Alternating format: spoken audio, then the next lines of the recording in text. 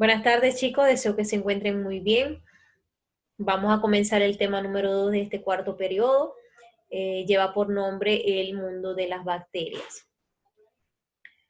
Recordemos que en la clase anterior vimos lo que eran los virus y yo les expliqué que el pensamiento, por decirlo así, la opinión más fuerte es que los virus no están vivos, son, a pesar de que tienen ADN, no es una célula, es simplemente una partícula que necesita para poder desarrollarse, estar dentro de otro ser vivo. Mientras esté fuera, está como una partícula inerte, sin vida. Pero ya vamos a pasar entonces a lo que son microorganismos y vamos a comenzar con lo que son las bacterias. Tenemos que las bacterias son organismos procarióticos. Esto quiere decir que sus células no poseen un núcleo organizado.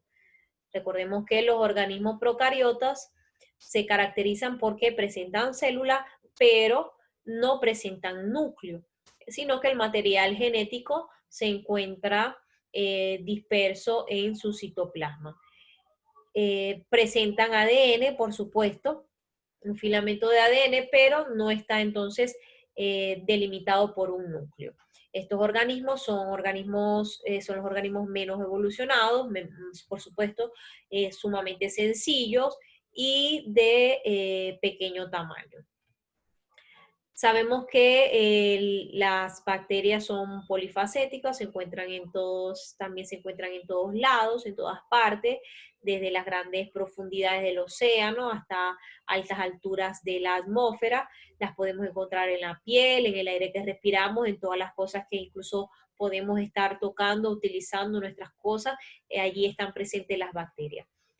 Algunas de ellas sabemos que causan enfermedades, y hay otras que son beneficiosas para los seres humanos, por decir un ejemplo, con aquellas bacterias que utilizamos para realizar el yogur.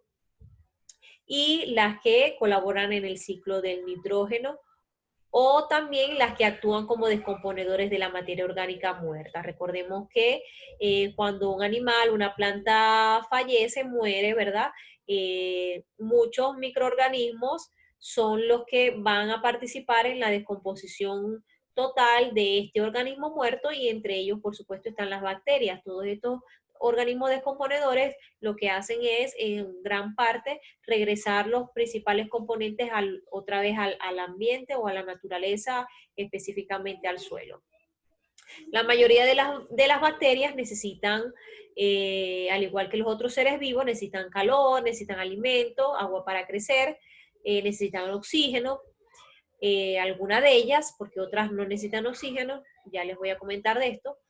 Cuando las bacterias crecen unidas, ¿verdad? Crecen unidas unas a otras, se forman colonias, como lo podemos ver allí en la imagen, que vemos varios circulitos.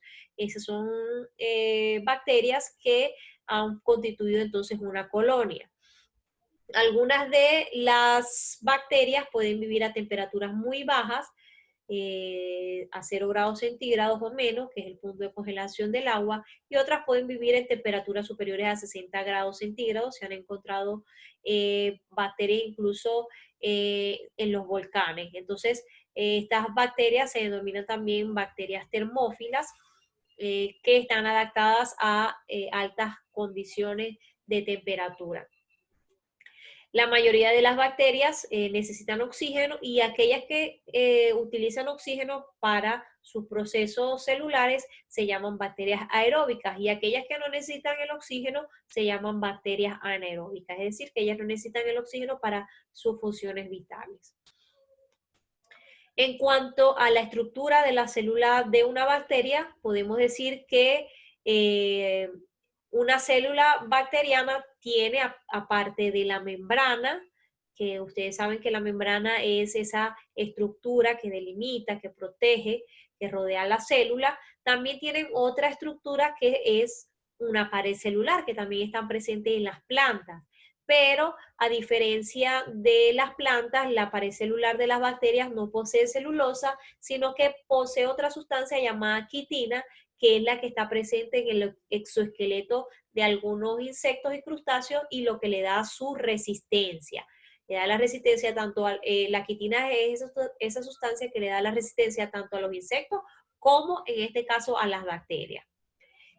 Algunas especies de bacterias también, aparte de la membrana, de la pared celular, poseen otra capa que es llamada vaina o cápsula, ¿ok? Y es muy parecida a la que está presente en las algas verde-azules. El citoplasma de las bacterias es sencillo y primitivo, contiene algunos gránulos, entre ellos está la cromatina que representa el material genético de la célula. Sabemos entonces que no está delimitada por un núcleo, sino que está esa cromatina, ese ADN, está simplemente inmerso en el citoplasma. Aquí vemos una representación de una célula de una bacteria. Vemos sus tres capas, que es la membrana celular, la pared celular, que está conformada por quitina, y la otra es la cápsula o vaina bacteriana, que es la que ven en color celeste. Entonces, de allí es que la célula de una bacteria sea bastante resistente. ¿Por qué? Porque tiene tres capas que protegen el contenido de la célula. Vemos el citoplasma y el ADN, el filamento de ADN inmerso en este citoplasma. Esa línea, o por decirlo así, ese flagelo que ustedes ven allí, es el que utiliza la bacteria para moverse y esos pelitos que ustedes ven allí también lo utiliza la bacteria para reconocer y apreciar todos esos estímulos provenientes del entorno que los rodea. En cuanto a la forma y el tamaño, las mayores miden alrededor de una décima parte de un milímetro, las más pequeñas una décima parte de una micra. Allí pueden ver una escala, ¿verdad? Donde están representados los diferentes tamaños de varias estructuras vivas. Por supuesto tenemos lo que son los átomos, los lípidos, las proteínas que están en los rangos de los nanómetros, el virus de la gripe igualmente 100 nanómetros. Ya cuando hablamos de las estructuras celulares y de una bacteria específicamente, hablamos de que está alrededor de una micra. Por ejemplo, el huevo de una rana 1 milímetro, el huevo de una gallina podemos decir, entre 12 y 15 milímetros, el huevo de un avestruz 100 milímetros, y una mujer adulta, una persona, un ser humano, después del metro de altura. Entonces es una escala que nos muestra el tamaño de algunas de las estructuras más pequeñas en comparación con, por ejemplo, nuestro tamaño. En cuanto a la forma de las bacterias, presentan una gran diversidad de formas. Cuando son esféricas se les llama coco, como ustedes lo pueden ver aquí en la pantalla, son esféricas, redonditas, se les llama cocos. Cuando son alargadas se les llama bacilos, y cuando son así en forma de espiral se les llama espirilos. ¿Ok? Si los cocos están de dos, como lo pueden ver ahí, si las bacterias están de dos se llaman diplococos, si forman como una cadena se llama estreptococos, ¿ok? Y si forman una masa se llama estafilococos. Tenemos los diplobacilos cuando son dos bacilos, estreptobacilos cuando son varios, como en línea, cocobacilos es una combinación de ambas. Cuando no tienen una forma o tienen una forma como curva, se les llama vibriones. Y estas son las diferentes formas que poseen las bacterias. Pasamos a otro aspecto fundamental, que es la reproducción. Por supuesto, la reproducción de las bacterias es asexual. Una misma bacteria puede producir dos bacterias, y esa también es la velocidad o lo que hace que las bacterias estén en todas partes y que sean muy resistentes producto de esa reproducción tan fácil con la que cuentan, ¿no? El proceso que utilizan ellos para la reproducción se llama fisión binaria o bipartición, donde simplemente una célula bacteriana se divide en dos, originando dos células hijas. ¿Ok? Entonces es un proceso de reproducción indirecta mediante el cual el núcleo se divide en dos y luego se divide el citoplasma. Como lo pueden ver allí, simplemente en una bacteria se crea un septo o tabique, que es lo que va a dividir el citoplasma y el contenido genético, y entonces simplemente por una división se divide todo este contenido de la célula y se forman dos células hijas, dos bacterias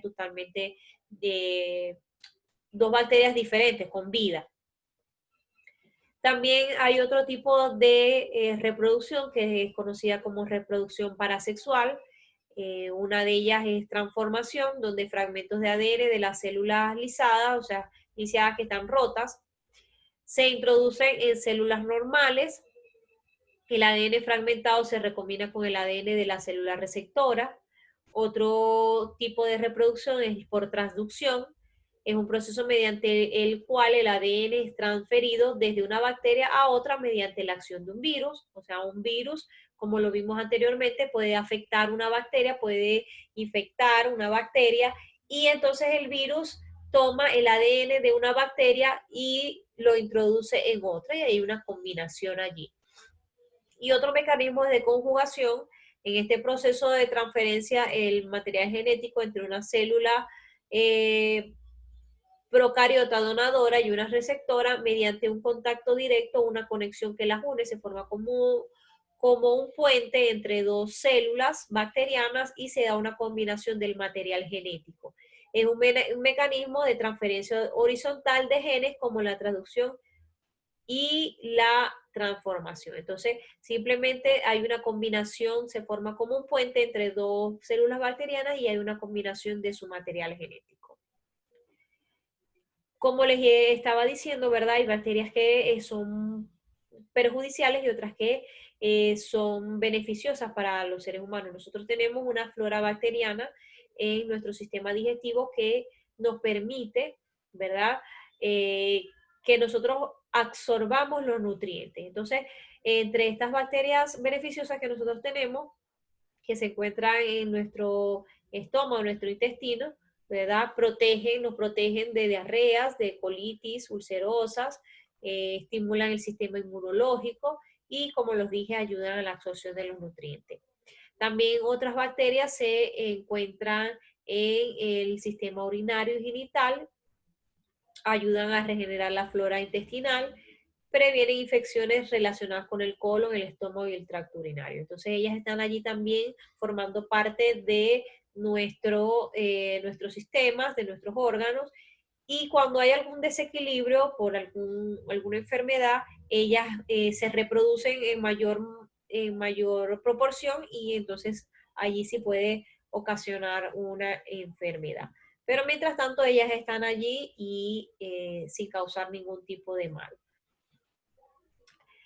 Algunas bacterias que causan enfermedades son la salmonela, los estafilococos, Clostridium, la Listeria monocytogenes y coliformes fecales. ¿Ok? Estas se encuentran, por supuesto, la mayoría dan síntomas que están relacionados con el sistema digestivo, vómitos, diarrea, escalofríos, dolores de cabeza, dolores de estómago, y la mayoría pues las obtenemos a través de los alimentos, ¿ok?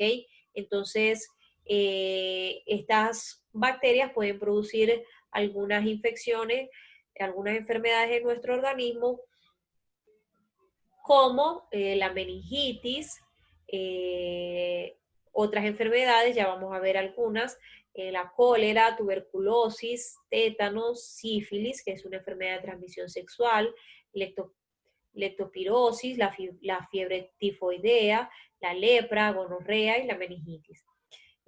Todas estas, la mayoría de las enfermedades causadas por bacterias, sabemos que se tratan con antibióticos, ¿ok? Y como dato curioso, quería comentarles que el primer antibiótico que se descubrió fue la penicilina, gracias a Alexander Fleming en 1928.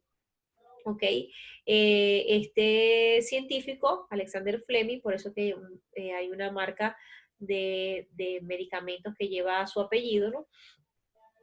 Él descubrió que el hongo, llamado penicillium, es un hongo que destruía las bacterias. Entonces, los antibióticos, por ejemplo, la penicilina, está constituida entonces formada eh, por restos de hongos, por decirlo de una manera. O sea, el antibiótico proviene de los hongos, de esas sustancias que producen también los hongos. Este antibiótico penicilina se obtiene, como lo pueden ver allí, se obtiene de un hongo y entonces el hongo va a hacer que la bacteria desaparezca, va a destruir a la bacteria.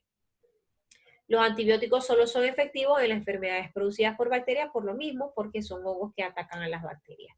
Entonces la tarea es realizar un dibujo con las diferentes formas de la bacteria que ya vimos y realizar un cuadro o mapa conceptual con las enfermedades producidas por bacterias, especificando el nombre de la bacteria que la produce. Entonces ustedes tienen que investigar, eh, pueden utilizar algunas de las que yo les expliqué, de las que yo les mencioné, mejor dicho, y entonces pueden colocar el nombre de la enfermedad en un lado y la bacteria que produce esa enfermedad en el otro lado.